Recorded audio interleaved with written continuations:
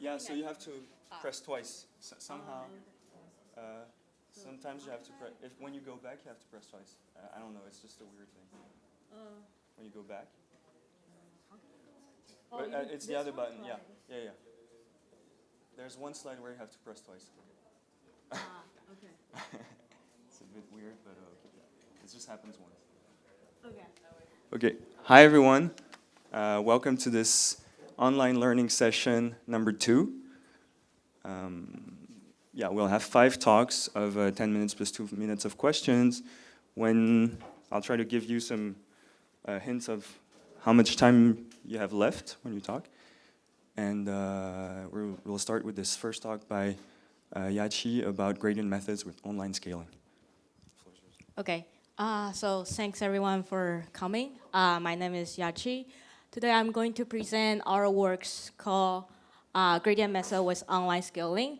This is a joint work with my collaborator Wen Zhigao and 2 Professor Yin Ye and Madeline Yu Dell. Okay, so let's get started. So the problem we consider is an L-smooth mu-strongly convex optimization problem. It's an unconstrained problem. If f is like twice differentiable, it means that the Hessian has eigenvalues lies between L and mu. So gradient method is the fundamental algorithm for this type of problem. It takes the update on the slides. The alpha k there is the step size. But gradient descent converge very slowly if the objective f is very ill-conditioned. This means that if we define the condition number to be the ratio L over mu, and if this number is really large, then the objective is known to be very ill-conditioned. And gradient descent will be very slow. So picture-wise, like it looked like this. So when the condition number get larger and larger, the contour will become flatter and flatter, so that the zigzag behavior of the gradient descent is more severe, and hence we have slower convergence. So mathematically, it can be characterized in this inequality. So it says that if we look at the function value gap, after we take one gradient step, so the numerator is the function value gap after taking one gradient step starting from x. And then we compare this gap with the function value gap at x. Then the progress, like in this ratio, is bounded by 1 minus 1 over kappa. So imagine that like when kappa is really large, let's say like 10 to the 5, then this number is super close to 1, let's say 0.999 something, then like the gradient convergence will be very slow. So there's a technique called preconditioning help try to like resolve this problem. So preconditioning is to find a linear transformation P, also known as preconditioner, to transform the contour back to a more balanced one. And then like ideally we want to run the gradient descent on a more balanced one so that it can only see the effective smaller condition number kappa p here. So if we look at like what we need to do is to replace the step size by a linear transformation p here. And then if we look at the function value gap, after we making one such step, like precondition gradient descent, then the function value gap ratio is bounded by 1 minus 1 over kappa p. So if like kappa p down to 2, let's say, then this ratio becomes 0.5. Like, okay. But the question is, how can we find a good p? Or let's say we want to find an optimal p associated with the optimal condition number. So this problem, in general, is very expensive. So let's say we want to consider optimal diagonal transformation or preconditioner only on a quadratic f. This problem already requires solving an SDP problem, like semi-definite programming problem. And for general nonlinear problem, this problem is like basically intractable. So in practice, what people do is like instead of finding a good P and then apply a fixed one, people like to use adaptive preconditioner to improve the convergence, which means instead of using a fixed P here, we use PK here. But apparently the problem is again like how can we choose the PK? This is not it's not obvious. So our idea is like we want to learn a good P through the optimization process. But the challenging is how can we design a good feedback for this preconditioner to guide the learning? So like in the online learning, we all know that like we need a loss, or we will call it feedback in this talk. So we need to design a feedback to quantify the quality of the preconditioner. So the idea coming from exactly what I just showed you before. So we know that a good preconditioner means that we have smaller condition number, and then hence we have small contraction ratio. So we have this inequality over here. So if we like move the other function value gap on the right around, we get the ratio feedback. So we consider the ratio of function value gap after making one like precondition gradient step.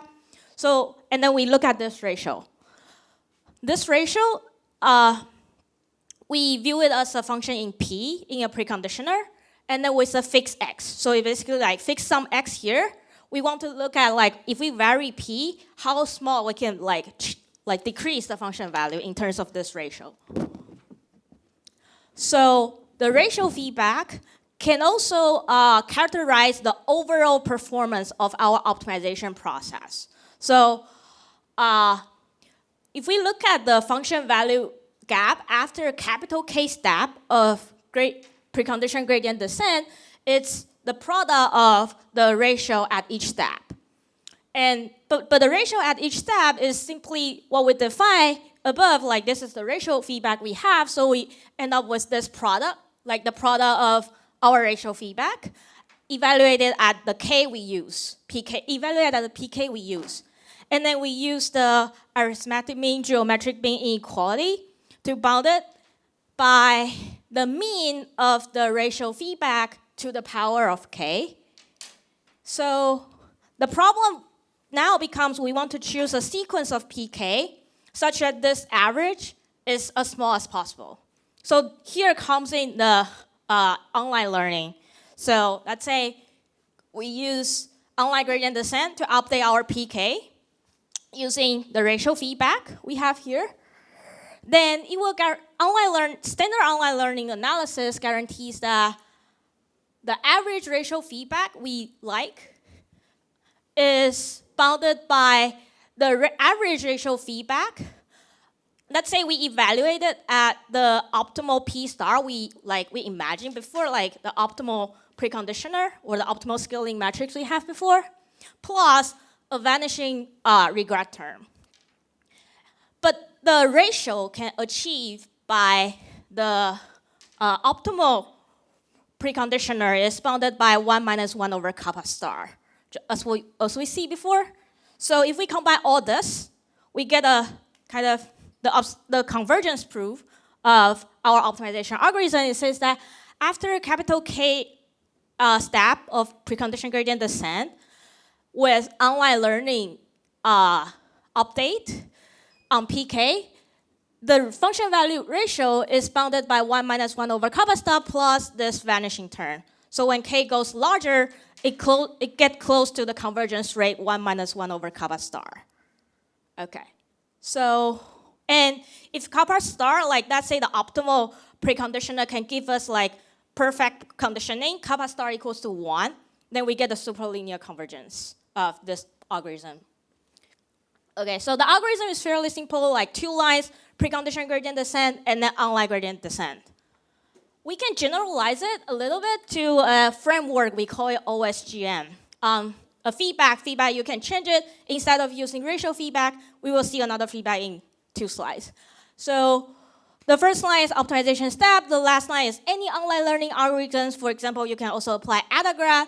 This is also good in practice. And there's another additional action that can improve the progress. I will not touch too much here, but there are some examples. Like we can just choose the vanilla one. This is the one we use in our example. Like we basically choose the precondition step to be our next step. Or we can choose the one that has the smaller function value compared with our previous point. or we can be more aggressive to make an additional gradient step on top of like our preconditioned gradient step. So there's one, like, so if we use the most aggressive one, it can guarantee that like our OSGN has this convergence behavior. So this should be the suboptimality. This is a typo. So the blue line is the convergence of gradient descent with rate 1 minus 1 over kappa. This is the 1 minus 1 over kappa star rate. So our method will not slower than gradient descent, but accelerate to the convergence rate 1 minus 1 over kappa star. So there are some FAQ. So how do we compute the gradient of ratio feedback? Is it complicated? It's not, and it will exploit the sparsity pattern of PK. So we usually recommend to use diagonal P for efficiency. In that case, like it will just be the Hadamard product of two consecutive tape gradient. And what if F star is unknown? We can have another hypergradient feedback. Some highlights, this is the first convergence proof of hypergradient descent heuristic for after 25 years old, new family of first order method with superlinear convergence, and it can be competitive to LBFGS with less memory. And this is the numerical experiment result. I will skip it for now. So takeaway is, online learning on step size space can provably accelerate the gradient descent. So thanks for your attention.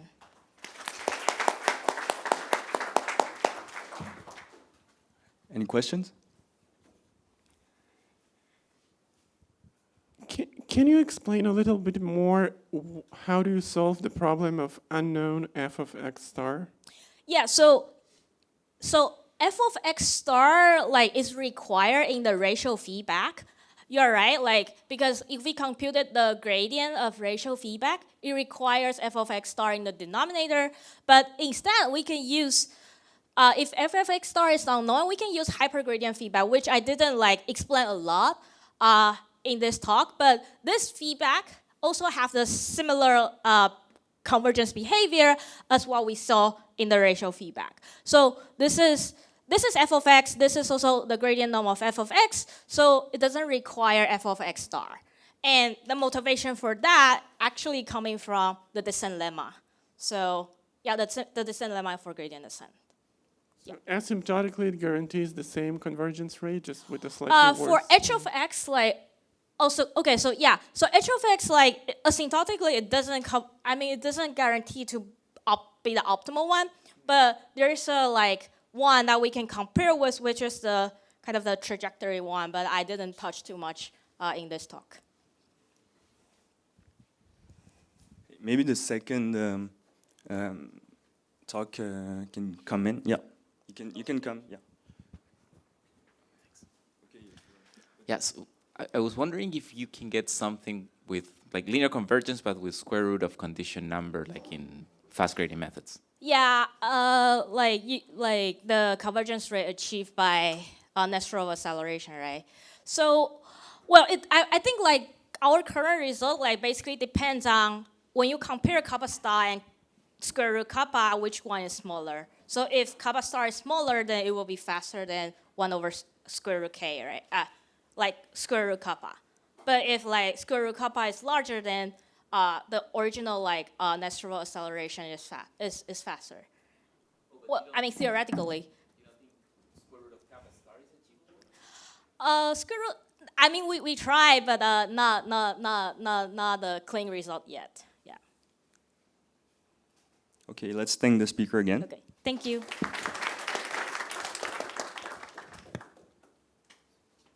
On peut changer les slides?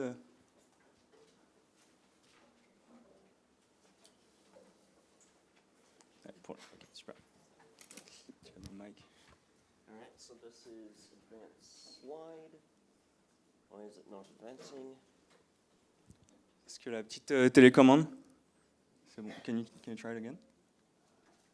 Yeah. All right, great. there we Okay. go. Just need to press it harder. So let's Testing. okay. Okay, Let's hear good. Alexander Voice works. for regret bounds for robust online decision making. All right. So, Oddly enough, the most interesting part of our paper, in our eyes, isn't really the results, it's the basic framework. So we'll start by going over a very vanilla RL framework. Actions A, observations O, a known reward function, environments, hypotheses. We assume the environment is in our hypothesis space, and we interact with the environment for T rounds and regret it. So far, pretty standard. It looks like a very bandit-like framework at first, but it's actually a good deal more general than it looks.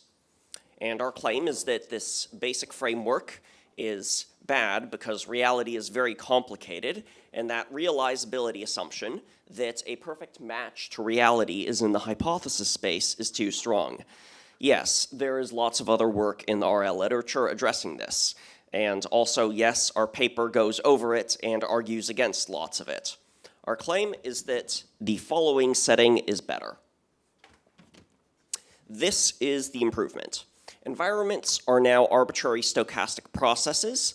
They can depend on the past history however they want, but the key bit is that hypotheses return sets of distributions. A hypothesis says, I don't know the true environment, this seems pretty complicated, but I will at least assert some constraints on how reality behaves. If I do this action, reality's distribution is constrained to be in this set. So now hypotheses no longer have to predict exact consequences of actions. They predict simple constraints on what happens as a result, which can be true anyways, even if reality is really complicated and depends on past history. Hypotheses can be intersected. You can paste several hypotheses together to combine their knowledge. Multiple hypotheses can now be true at the same time. General relativity can coexist with the belief that the gas station sushi gives you food poisoning. Hypotheses have domains of applicability. Now a hypothesis can specialize in predicting the outcomes of specific actions and shrug its shoulders when asked about some other action. And now, for realizability, instead of needing an exact match to reality across all times, all past histories, and all actions, we just need that the environment is consistent with some simple constraints that we can conceive of and which lie in our hypothesis space. And we'll learn, and even if we can't learn the true environment, we can at least learn the simple constraints that are true of it and use them to do well. It's kind of a restricted adversarial setting, but we have one last important difference from adversarial RL. It turns out that best in hindsight regret that is standard in adversarial RL is a bit hard to minimize. It works totally fine in multi-armed bandits, but for adversarial MDPs, if you generalize it far enough, you will start getting exponentials showing up in your lower regret bound, and we can dodge these intractability results by using a less ambitious notion of regret, where we measure with respect to the best reward guarantee that a hypothesis gives us, the maximum regret. If multiple hypotheses are true, then we have good regret bounds on our hypothesis space, we are going to empirically match or beat the best guarantee among the true hypotheses, of which there may be many. So if there's some nice, precise probabilistic hypothesis that's true, then we can get the guarantees of that. And if reality is starting to be somewhat adversarial, we fall back to somewhat looser hypotheses that still lay some constraints. So that's why we're excited about this general setting. It has pretty weak assumptions, but it can still provide meaningful guarantees without running into intractability results. Now, we will quickly review the decision estimation coefficient, or DEC, in the classical setting from Dylan Foster and friends. We did not come up with this, but it's really cool, and you should read about it anyways. The DEC is a quantity that gives a pretty tight characterization of regret in a lot of RL problems, from bandits to MDP variants and beyond. M-bar is a belief. It's not necessarily part of the hypothesis space. DH squared is squared Hellinger distance, so that NM thing is the set of near mimic hypotheses that are close to our beliefs. And the intuition is, and so the deck is the worst case in beliefs, minimax regret among near mimics of our beliefs. The intuition for it is that if the true hypothesis is a near mimic of our beliefs, we have deck-sized regret. And if it isn't, then our beliefs and reality differ by a decent amount. And so we will, in short order, learn this and update accordingly. This definition suggests a very obvious algorithm. We have a generic online learning algorithm provide our beliefs M-bar and select actions from the deck minimax distribution. This provides a very generic way to turn online learning algorithms into reinforcement learning algorithms. The deck provides a really nice general theory of reinforcement learning, so it would be cool if we could generalize it to this setting. The presentation time is short, so just trust me that something like this is a good generalization of the deck to our setting. The distance is the distance from a point to a set, because our hypotheses are set valued. For regret, we use the gap between max and min regret and the expected reward of our beliefs. And for the bounds coming up, I'll be simplifying Foster's theorems and our own and ignoring things that take too long to explain. So when you notice the next slide is wrong, pretend it's right instead. The classical upper and lower bounds differ by est, the estimation error, a high probability upper bound on the sum of Hellinger squared distances between beliefs and reality. In practice, it's about log of the size of the hypothesis space.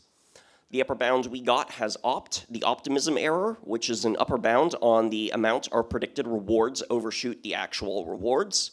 We can make it about square root of t. And also this upper bound is worse than it looks like because we use a variant of the deck which is sometimes larger than Foster's version. We're ignoring this. Our lower bound also has technical details in it, and we actually found this one after submitting the paper, so the lower bounds in the paper is notably worse, but it's still good enough to show you that the deck distinguishes between learnable and unlearnable problems. So we've kind of got Foster's bounds in spirit, modulo some complications, but that's enough of general theory. The question is whether we can use general theory to improve some regret bounds. And yes, we did that. For problem setting of Vanessa, robust linear bandits, we got z squared down to z. Z is the dimension of the hypothesis space, so now it matches classical linear bandits. And there's also robust MDPs, which are like normal MDPs, but the transition probabilities can be adversarial, and there we shaved a t to the 2/3 down to a square root of t. But wait, we still need a good online estimation algorithm for the robust setting. It's actually harder than it looks. Classical updating fails because if our hypotheses are set valued, like what do we even use as a likelihood ratio? And so we eventually came up with RU, the robust universal estimator. Don't try to comprehend this slide in the time available. It's just so people can admire our work and see that, yes, this sure is an algorithm here. Intuitively, it's a prediction market based on defensive forecasting from Vogt and Schaefer. There are bettors which respond to market prices by making bets that update their wealth. The critical piece is that convex optimization lets us set the market prices in a way that makes all the bets cancel out, so the total amount of money in the market is conserved. This makes the market prices be good estimates, because if the market prices were bad, then a bettor could exploit that and win so hard that it gets more than all of the money, which is impossible. The estimation error is within a factor of 2 of standard Bayesian updating, and the square root of t doesn't majorly damage most regret bounds, and the step from finite to infinite hypothesis spaces works pretty much the same way as in the classical setting. All right, any questions?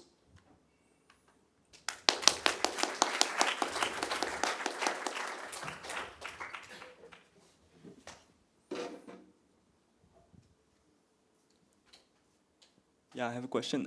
So can you say again what's the difference with the setting from Foster et al? What's the main difference?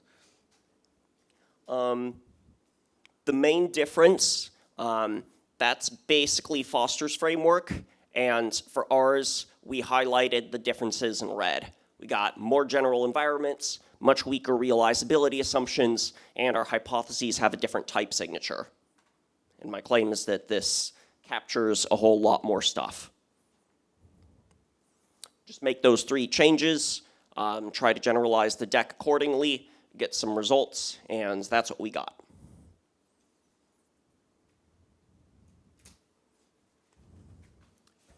So just so I understand it, so there's no assumptions on how the sequence of actions and observations maps to the next distribution on observations. So this contains, for example, POM-DPs as a strict subcase of this?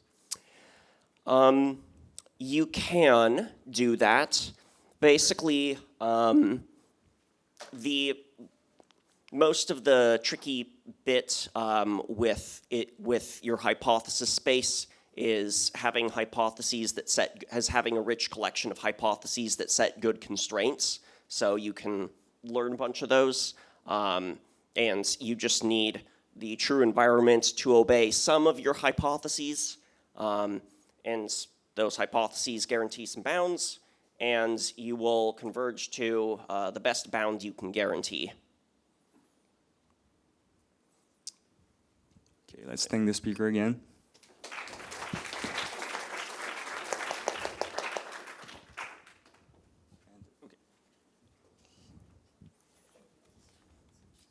All right.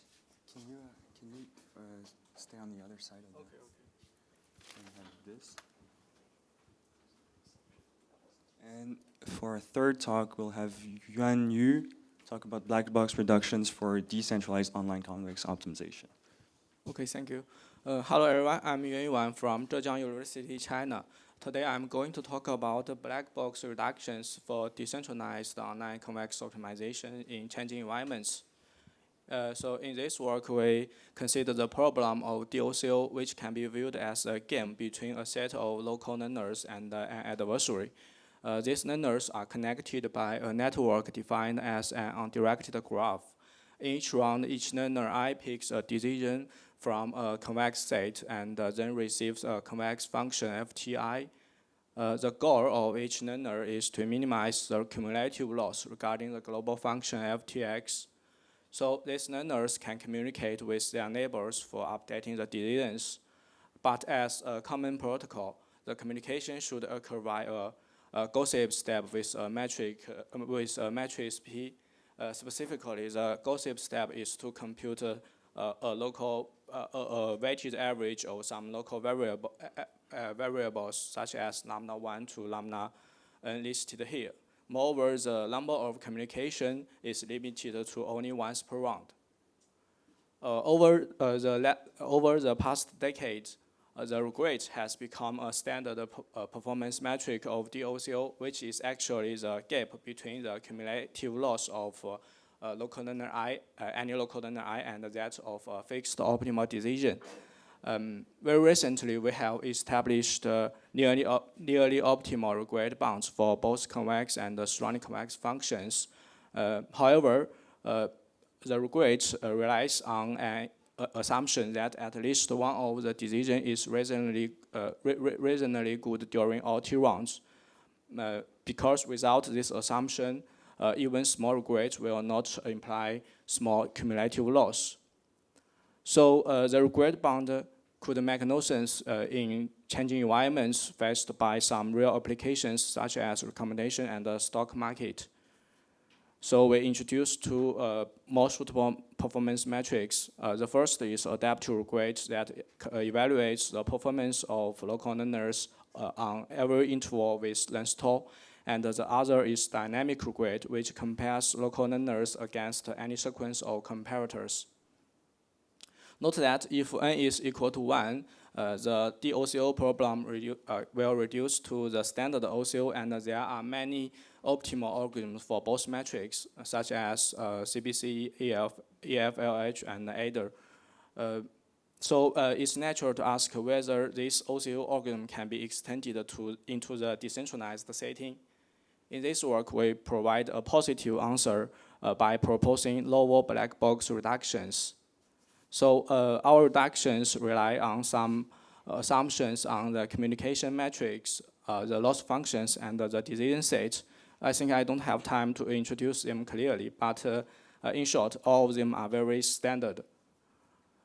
Moreover, our reductions need to utilize the accelerated gossip for minimizing the decentralized impact, specifically to approximate the average of vectors lambda 1 to lambda n. This method performs L iterations, where each iteration first apply the standard, where each iteration mixes the standard gossip step with the last iteration by a factor theta. If we set the parameters theta and L as in equation 1, the output of the accelerated gossip can converge to the average fast. However, one may notice that these L iterations cannot be directly implemented in each round of DOCO. So we further combine it with a blocking update technique. Specifically, we divide the total T rounds into several blocks with the same block size of 2L.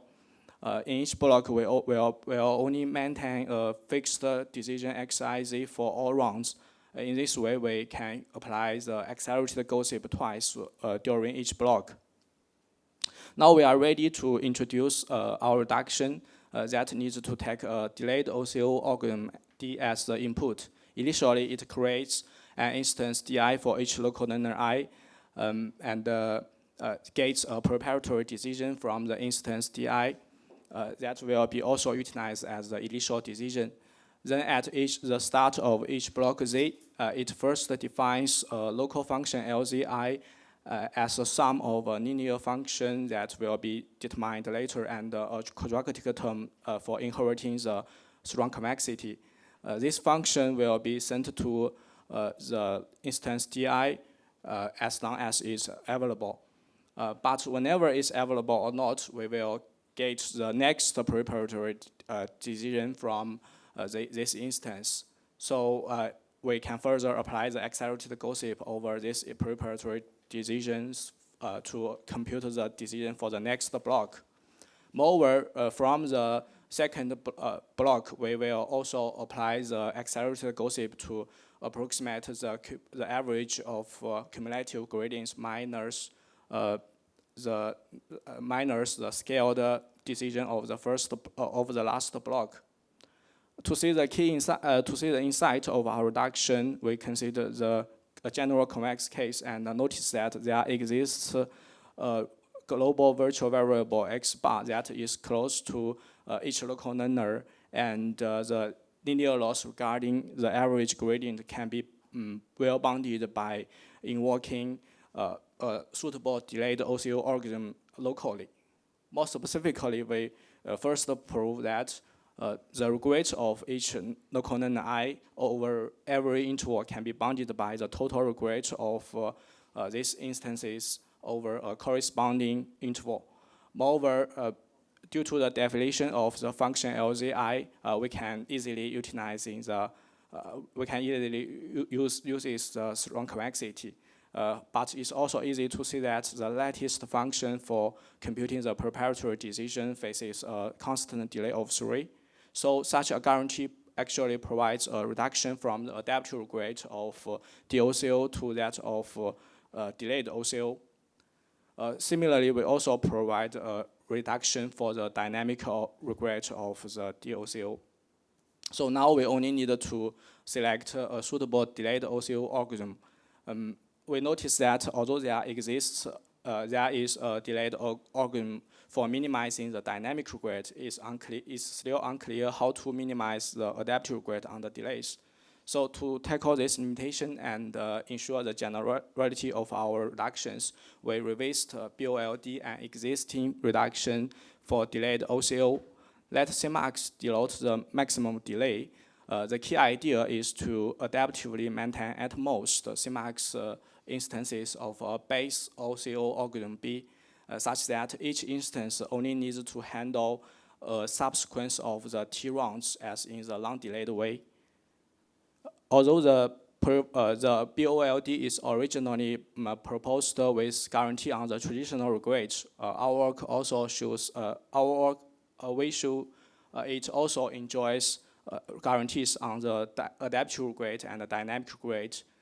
In short, as long as the long-delayed algorithm B enjoys adaptive or dynamic gradient bounds, the bold BOLD will also almost at most magnify the original bound by a factor of the maximum delay.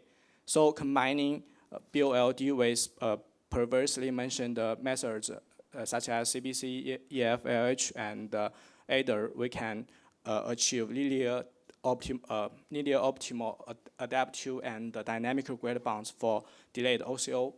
So finally, by combining our reduction with BOLD as well as the previously mentioned CBC, EFLH, and ADER, we can establish this nearly optimal adaptive and dynamic gradient bounds for DOCO. So besides these results, in the future we will try to improve the dynamic gradient for the case with surrounding convex functions and extend our reduction into the case with exponentially concave functions. Okay, that's all. Thank you.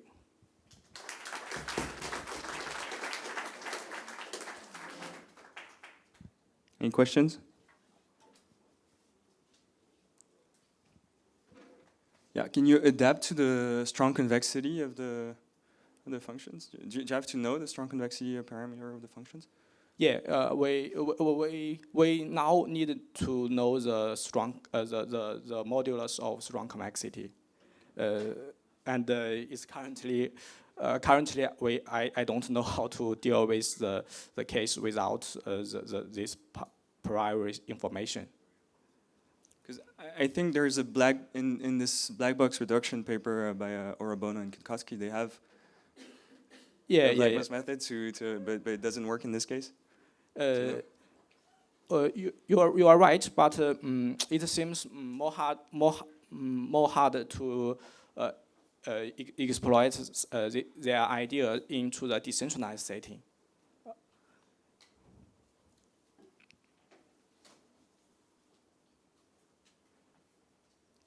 And why is it is something hard happening for X concave functions? Okay, there is a simple answer. Even if we don't consider the adaptive and dynamic gradients, we currently don't know how to deal with the exponentially concave functions in the decentralized setting. The main reason is how we may be harder to deal with the out product matrix of the gradient that will that's originally required to handle the exponential concave functions in the standard OCO. Okay, let's thank the speaker again. Okay, thank you.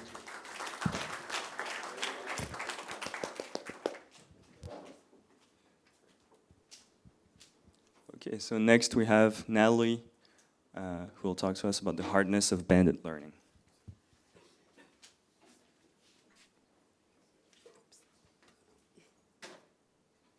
Hi.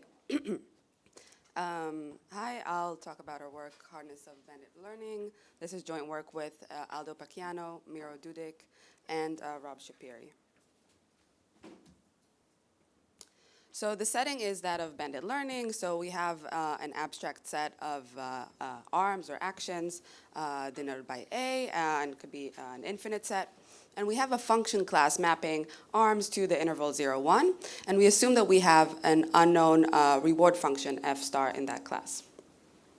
The protocol is that in each round T, we pick an arm AT in the set, and then we observe a reward such that an expectation it equals to f star of that action, of that arm. And for most of this talk, I will talk about the noise-free setting, even though we do have some results for the noisy case. In the noise-free setting, we just assume that RT just equals f star of AT. And the goal here is sometimes known as best arm identification or pure exploration. The goal is using as few queries as possible to find an arm A hat such that it's epsilon optimal. So its value f star of A hat is epsilon close to the optimal value with probability at least 1 minus delta. And the quantity that we care about here is that of query complexity for specified parameters epsilon and delta.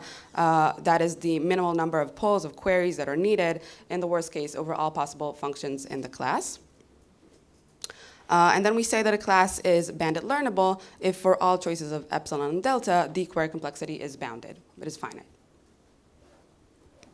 And typically in works of best arm identification, it is not assumed to have a function class. It is not assumed to have some structure in which pulling one arm reveals some sort of information about another arm.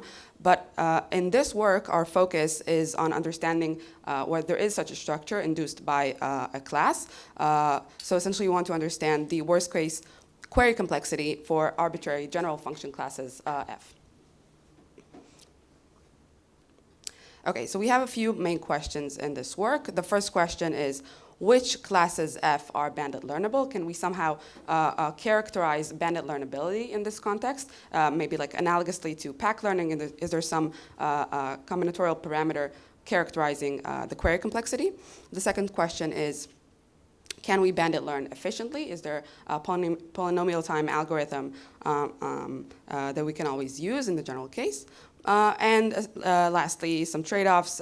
So other objectives that people care about are regret. How does the optimal query complexity interact with optimal regret algorithms? And how does the noise affect these questions? And a spoiler alert, the answer to all these questions is some form of hardness, as you can understand by the title of this work. Okay, so let's address the first question. Which classes F are bandit learnable? So we're looking for a VC-like combinatorial parameter for the task of bandit learning. And what do I mean by a combinatorial parameter? So we're using a definition by Ben David et al. From 2019 and others that essentially defines a combinatorial parameter to be one that has finite shattered sets. I'm not going to give the exact definition here. I'm just going to tell you that known parameters of this sort exist for most of the known parameters that you know satisfy this criteria, both in statistical settings like the VC dimension, Natarajan fat shattering dimension, and online settings like Littlestone and Eluder dimension. So our first observation in this work, our first result, is that there's no combinatorial dimension that characterizes bandit learnability. And the proof is actually very simple. You can show a counterexample by constructing two classes that share identical shattered sets and therefore have the same dimension, whatever the dimension is. However, their query complexities can be arbitrarily, the gap between them can be arbitrarily large. Okay, moving on to the next question. Now we're in the pursuit of polynomially efficient polynomial time algorithm for bandit learning, and we will show that this is a hard problem. So we want to make it easier for ourselves. So many algorithms in machine learning typically assume like Oracle access to these specific algorithms and sometimes others as subroutines. So we're going to assume we have Oracle access to these problems and then ask, can we then bandit learn efficiently? So is the hardness inherent to the bandit learning problem, or is it caused by these problems? So the two problems I'm writing here are consistency, or ERM, where we have a set of arms and their values according to some function in the class. And the goal is to return a function f hat in the class that is consistent with this set. And the other problem is of online estimation. So that's a sequential problem where in each round you observe the past observations for some function in the class. The goal is to return a new function ft such that overall rounds, the sum of square difference, or L1 distance, is sublinear in t, like square root t or something like that. So yeah, so let's say we have Oracle access to problems like this. Can we then learn efficiently? So our main result that in this context, we can show a sequence of classes parameterized by n. So there's a sequence of classes fn over a set of arms of size 2 to the n, such that the following holds. So first, there's a constant query complexity. I can only use constantly many queries and obtain the optimal arm for this problem. Also, I don't need to assume Oracle access to the problems I mentioned. I can implement them. So this problem admits efficient ERM and online estimation algorithms with runtime only of n squared. However, there's no poly-n time bandit learning algorithm for this problem, unless RP equals NP, which is believed to not hold. As a reminder, RP is just a class of decision problems with randomized poly algorithms with one-sided error. This is just to allow us to use randomized algorithms. And the proof, as you may imagine, it's using an embedding of a three-step problem into the bandit learning task in a way that still admits efficient algorithms for the task that I mentioned. Okay, so moving on to the final question. So we're looking also at another objective that is of interest, which is regret. And we ask, how does the regret interact with the query complexity? So in this result, we show that, okay, let me first define the regret. So the regret after t rounds is just the sum of the differences between f star of at and the sum of the optimal arm. And our theorem says that for any integer d, there exists a class depends on d that admits a square root t regret algorithm. However, if you have a finite horizon that scales with O of d, we show that any algorithm that finds an epsilon optimal arm for a sufficiently small epsilon in at most d poles must incur linear regret. So the takeaway here is that you cannot simultaneously minimize the regret and the query complexity. If you're optimal in the query complexity, you will suffer linear regret. Lastly, I will briefly touch on the noisy case. So for the noisy case, we focus on the Gaussian noise. Where RT is just f star of AT plus some value with zero mean noise and variance sigma squared. And our question is, how does the noise level sigma affect the query complexity? So first of all, let me say that the previous results that I've shown you also hold in this noisy case as well. And we also have a few more observations. I don't have time to tell you about all. I'll just mention these.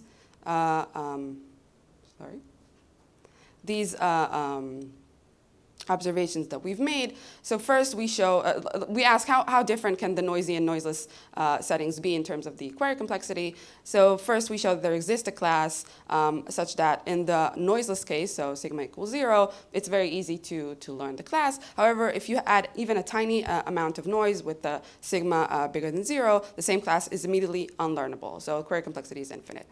And then we show in the more general case that for any finite class, there is some threshold determined by the class below which the behavior is, even with some noise, the behavior is exactly like the deterministic case, and above which it is not.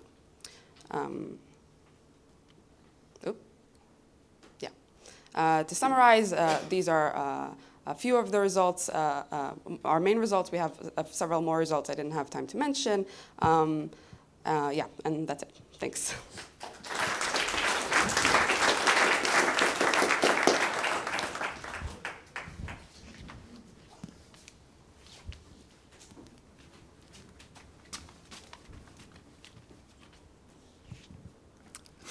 Hi. Can you clarify when you say there's no combinatorial dimension that characterizes bandit learning? I mean, to me, this is precisely what the extended teaching dimension does. I don't think I'm familiar with the extended teaching dimension. So it's concept learning, Hegedus sort of theory from the early 90s. I guess we can talk offline, but Yeah, I'll be happy to. But yeah, is that the same exact setting that we define here? So here, is there a restriction that she's only looking at agreement on shattered sets? So maybe there's a restriction on what form the algorithm can take? Yeah. So I was kind of wondering the same thing, but I think the shattering might be partially answered. So yeah, if you're allowed to look at like infinitely many points, then you can define. So maybe the nuance here is the definition of the combinatorial dimension. So we're only looking at finiteness of shattered sets, and perhaps the extended teaching dimension goes beyond that. But I'm happy to talk more offline. Okay.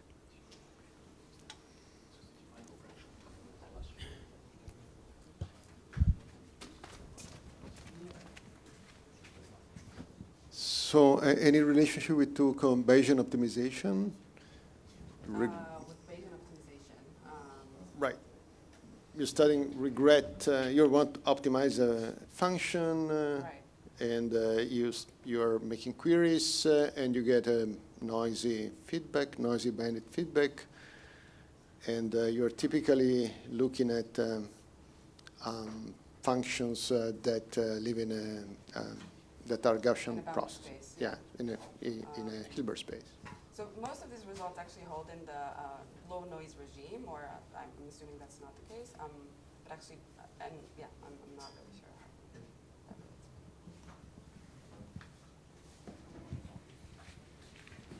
One quick question. Is there any hope for like the hardness when your query complexity is like not constants? Like in your hardness result, I think you assume constant query complexities like say logarithmic in the size of the arms or something? So we also show that, so this was in the low noise regime, what I showed you. If we add a lot of noise, we still show a construction in which you can have query complexity, which is log size of the arm space, or n squared, and still have the same hardness result. So there is a construction for that. Okay, let's thank the speaker again.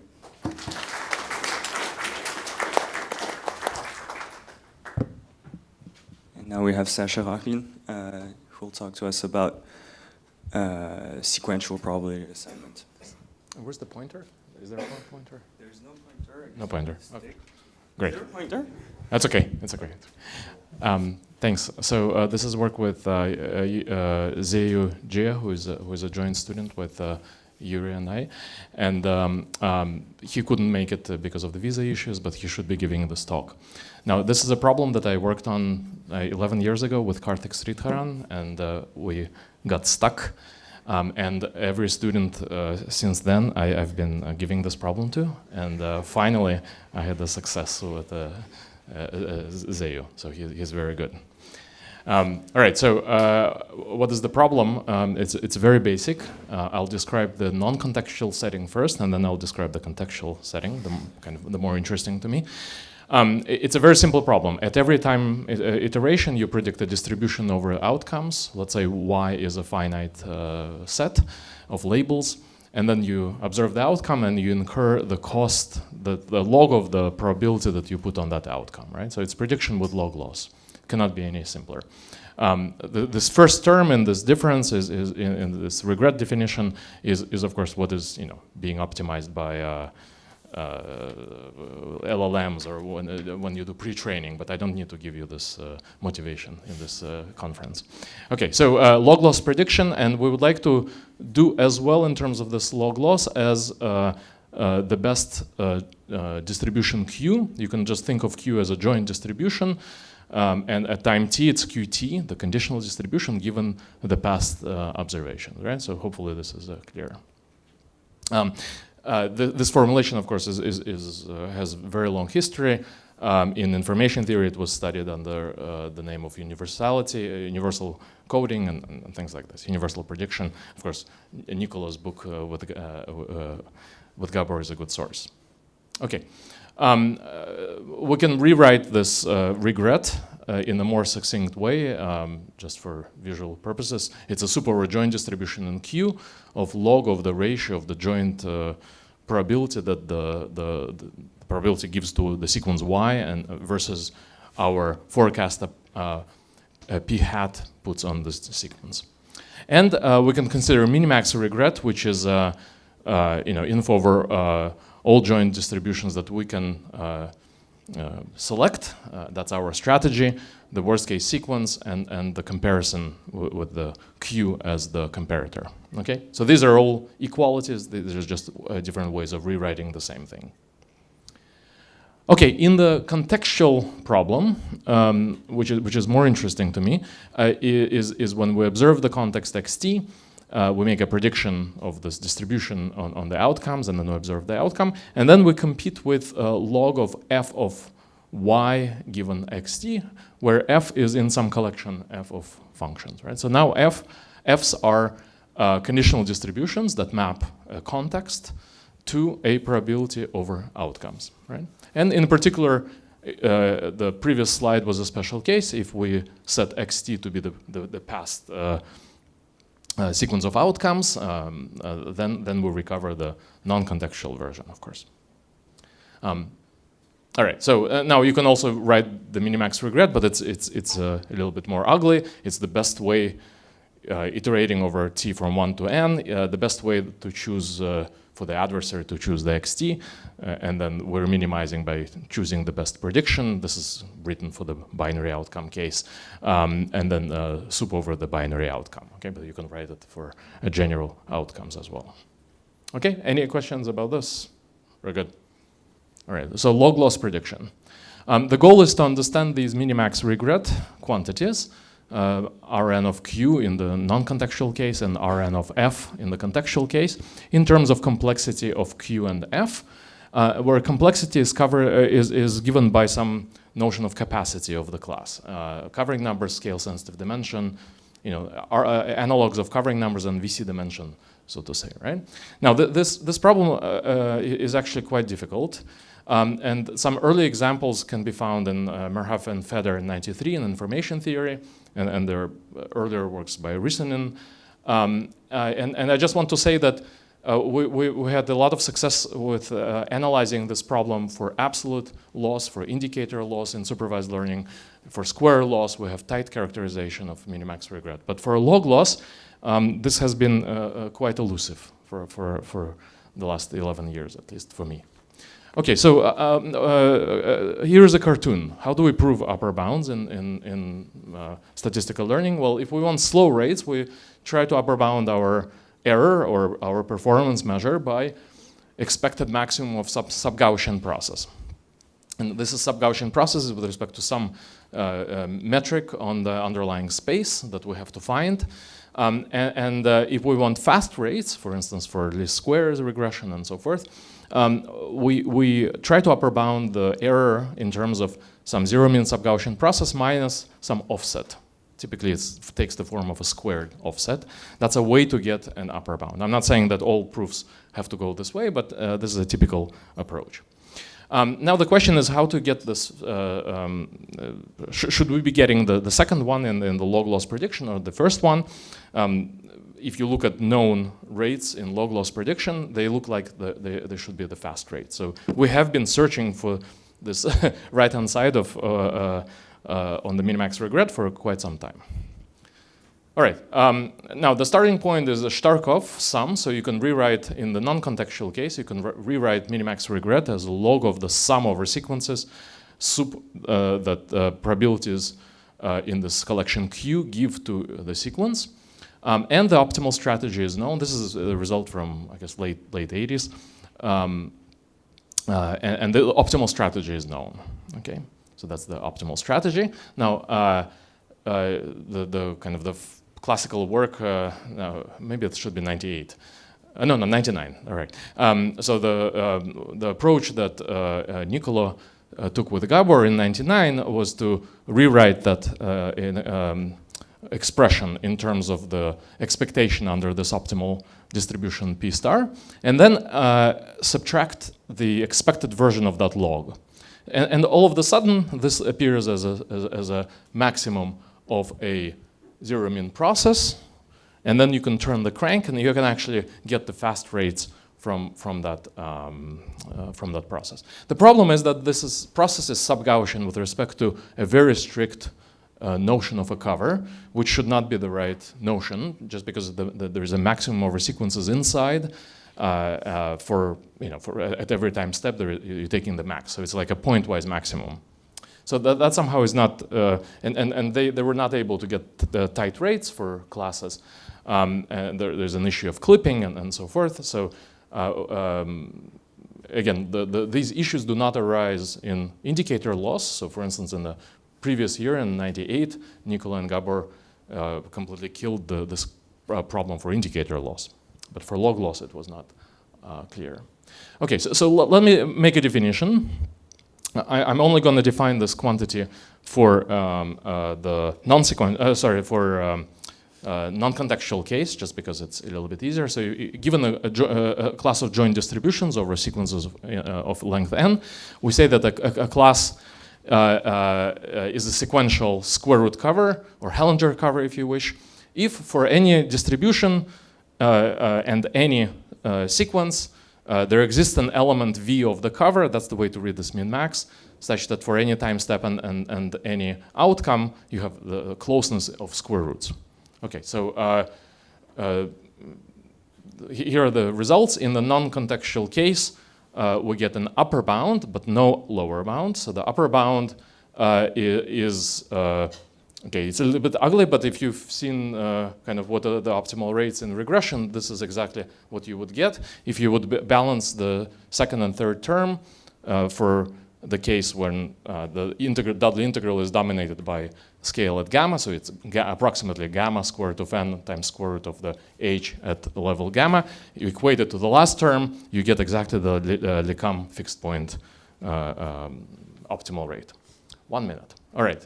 In the contextual case, we get the same result for a class of functions where the square entropy is defined appropriately for a class of functions now, conditional distributions. And just to give you a sense, if the entropy behavior is alpha to the minus p, there is this Donsker versus non-Donsker regimes, and that is the rate, n to the p over p plus 2. This is the unnormalized regret. And importantly, we match it for any class f with entropy alpha to the minus p. So this is the end of the story for p between 0 and 2 for this problem, for any class f. So just 1 minute on technical details. What we tried in 14 is to expand this loss, let's say the binary in the binary case, so you have the loss function in the binary prediction case. We try to expand it with this minus quadratic term and the gradient. We had the same problems that Nicola and Gabor had in '99 with the gradient blowing up. The work of Bilodeau, Foster, and Roy, they used some clever function phi to make things a little bit better. And in this paper, well, this is really Zeyu's invention. So he found this function phi that if you go to square roots of the distributions, then it gives you kind of what you want. But there are many, many pieces here that just had to fall into place. Okay, including we had to define a new combinatorial dimension for this problem. Right. So open problems. Tight characterization in non-contextual case, that's still open. And what happens in non-Donsker regime for p greater than 2 is still open. Thank you.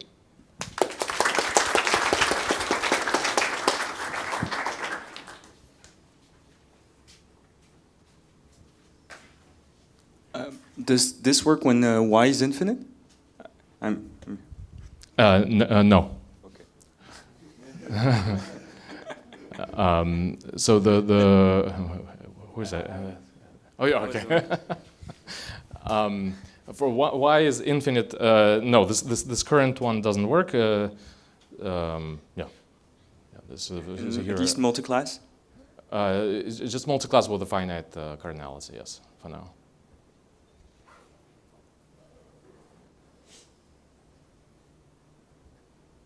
Yes.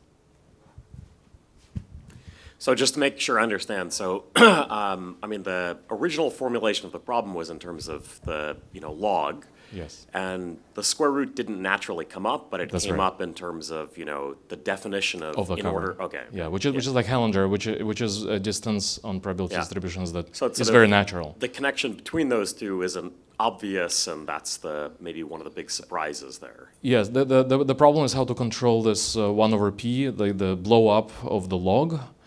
And by going to these square roots, it transforms the probability distributions into something that has L2 geometry. And then it's amenable to chaining. And that's what eventually solved this problem. But it's been a long road, yes.